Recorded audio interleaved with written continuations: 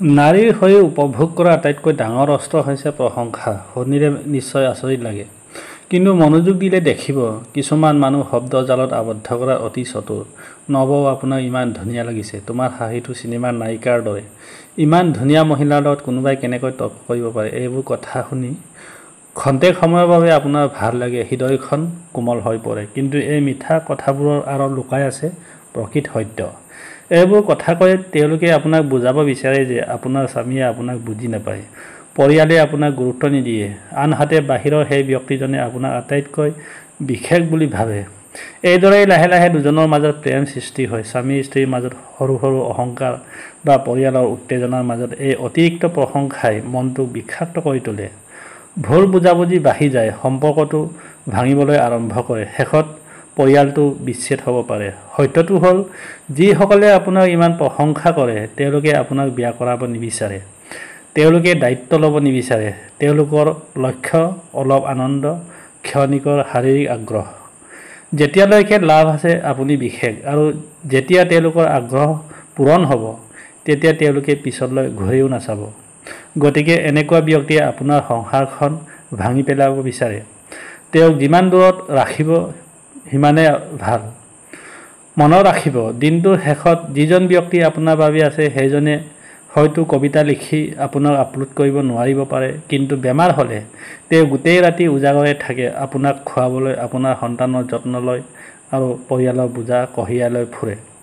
প্ৰশংসাৰ ক্ষণিকৰ মাদকতা মধুৰ যেন লাগিব পাৰে, কিন্তু ইয়াৰ পৰিণতি পাছলৈ অতি ভয়ংকৰ হয়। মোৰ এগৰাকী খুব ভাল বন্ধুৱে কৈছিল, প্ৰকৃত সঁচা প্ৰেম ৩৫ৰ পৰা ৪০ বছৰ বয়সৰ পিছতহে হয়। বেছিভাগ মানুহে কয় প্ৰথম প্ৰেম সঁচা প্ৰেম, কিন্তু প্ৰথম প্ৰেম সঁচা প্ৰেম হয়নে? গল্প, কবিতা, সাহিত্য, চিনেমা, সমাজ সকলোতে দেখোঁ প্ৰথম প্ৰেম সঁচা প্ৰেম। বহুতে প্ৰথম প্ৰেম হেৰুৱাই বিৰহত কবিতা লিখে, গীত লিখে।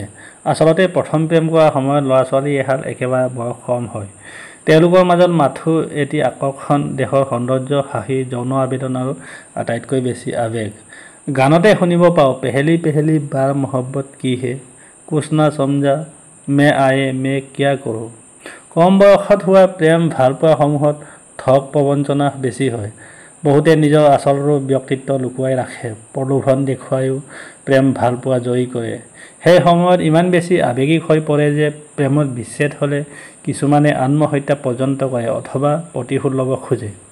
ইয়াৰ বিপৰীতে ৩৫ৰ পৰা ৪০ বছৰ বয়সত এজন পুৰুষ আৰু এগৰাকী নাৰী সম্পূৰ্ণ অনুভৱী হৈ পৰে। তেতিয়া মাথো দৈহিক আকৰ্ষণ নহয়, ধুনীয়া দেখি মাথো প্ৰেমত নপৰে। সেই সময়ত একে চিন্তাধাৰাৰ মানুহৰ মাজত মনৰ মিলন হয়। দৈহিক সৌন্দৰ্যই নহয়, কথা বতৰাৰ যোগেদিহে দুজন ব্যক্তিক কাষ চপাই আনে। লাহে লাহে এটা নিভাঁজ প্ৰেমৰ সম্পৰ্ক গঢ়ি উঠে। পুৰুষজন কেনে চৰিত্ৰৰ, সামাজিক দিশ, আৰ্থিকভাৱে কেনে, কিমান বিশ্বাসী, ভৱিষ্যত নিৰাপত্তা দিব পাৰিবনে আদি ভালকৈ চালি জাৰি চাই ল'ব পাৰে। ঠিক সেইদৰে নাৰীগৰাকীৰ চৰিত্ৰ, ব্যৱহাৰ, মানসিক স্থিতি, গাম্ভীৰ্য, ৰূপটো, কথা বতৰাৰ লগতে কাম কাজত নিপুণ দেখা পোৱা যায়। ৪০ৰ পিছত সাধাৰণতে মানুহবোৰ চঞ্চলতা এৰি গহীন হৈ পৰে, প্ৰতিটো কথা দৰকৈ ভাবে, দূৰদৰ্শী হয়, আৱেগেৰে নহয় বিবেকেৰে সিদ্ধান্ত লয়। সেই বয়সটোত সহজতে এজনে আন এজনক ফুচলাই পেলাব নোৱাৰে। ফলস্বৰূপে প্ৰেমত ঠগ প্ৰবঞ্চনা, বিশ্বাসঘাতকতা কৰাৰ সুযোগ কম থাকে। ৪০ বছৰ বয়সৰ পিছত অভিজ্ঞ আৰু অনুভৱী প্ৰেম হয়। আপোনাৰ পত্নীক কেতিয়াও আৱেগিক নিৰ্যাতন নকৰিব। আপোনাৰ কথা বতৰাত সংযম ৰাখক। যদি আপুনি আৱেগিকভাৱে আক্ৰমণাত্মক, তেনে ইয়াৰ দ্বাৰা এৰি যোৱা আৱেগিক দাগবোৰো শাৰীৰিক দাগবোৰৰ দৰে ক্ষতিকাৰক হ'ব পাৰে। আপোনাৰ কথা বতৰা আৰু ব্যৱহাৰে তাইৰ আত্মসন্মান আৰু মানসিক সুস্থতাৰ ওপৰত প্ৰভাৱ পেলায়। সেয়ে সেই বিষয়ে সদায় সচেতন হৈ তাইৰ লগত দয়া আৰু সহানুভূতিৰ ব্যৱহাৰ কৰক। আপুনি আপোনাৰ পত্নীৰ দায়িত্বশীল সঙ্গী হৈ পত্নীক সকলো অৰ্থনৈতিক চাপৰ পৰা ৰক্ষা কৰক।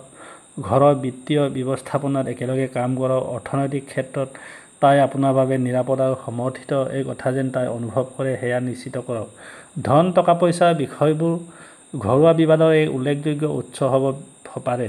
গতিকে আপোনাৰ আৰ্থিক লক্ষ্য আৰু দায়িত্বৰ বিষয়ে আপোনাৰ পত্নীৰ লগত মুকলি আৰু সৎ যোগাযোগ কৰাটো অতি গুৰুত্বপূৰ্ণ।